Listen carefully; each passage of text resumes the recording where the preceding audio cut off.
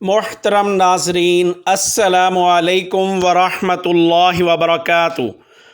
میں ہوں حکیم حافظ سید صلاح الدین اور آپ دیکھ رہے ہیں میرا یوٹیوب چینل سید ہربل کلینک۔ اس سے پہلے والی ویڈیو میں ہم نے اسرت تمس یعنی حیض کے دوران ہونے والے درد کے متعلق بات کی تھی۔ آج ہمارا موضوع کثرت تمس ہے، وہ کیفیت یا حالت جس میں خواتین یا بچیوں میں حیض یعنی مینسز یا پیریڈ کا خون ان کی عادت یا معمول سے زیادہ آئے، کثرت تمس یا مینسز کی زیادتی کہلاتا ہے۔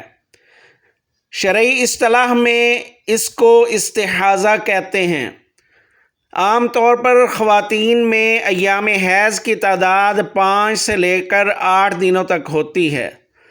جب یہ مقررہ دنوں سے زیادہ یعنی ان کی عادت سے بڑھ جائے، اس کو کثرت حیض یا استحاضہ کہتے ہیں۔ یہ عام طور پر سوزش اور خشکی سے ہوتا ہے، لیکن بظاہر یہ گرمی خشکی کی کیفیت محسوس ہوتی ہے۔ اس میں اگر نبض کا معائنہ کیا جائے تو وہ درمیان میں محسوس ہوگی، تیز ہوگی، طویل ہوگی اور پتلی ہوگی۔ پیشاب زرد ہوگا اور جلن بھی ہوگی۔ بلڈ پریشر کبھی لو ہو جاتا ہے اور کبھی بڑھ جاتا ہے۔ چہرہ زرد، کمر درد، جسم میں نقاہت اور کمزوری محسوس ہوتی ہے۔ کیا آپ نے ہمارے چینل سبسکرائب کر لیا ہے؟ نہیں کیا تو ابھی کر لیں اور بیل آئیکن کو دبا دیں تاکہ ہماری ہر نئی آنے والی ویڈیو کا نوٹیفیکیشن آپ کو مل سکے۔ ہم اس بیماری کے اسباب کے بارے میں بات کرتے ہیں۔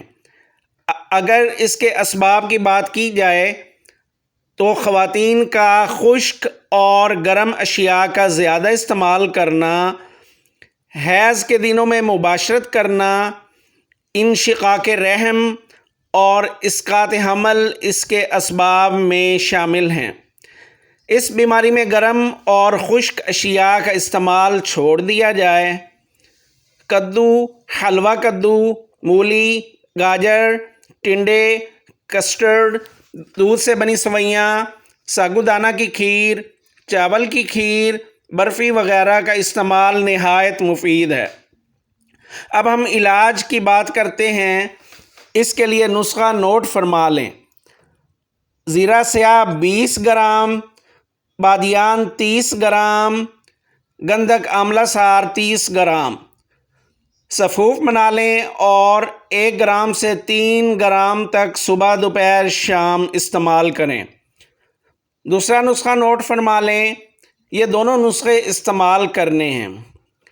بادیان 30 گرام، ملٹھی 30 گرام، ہلدی 30 گرام۔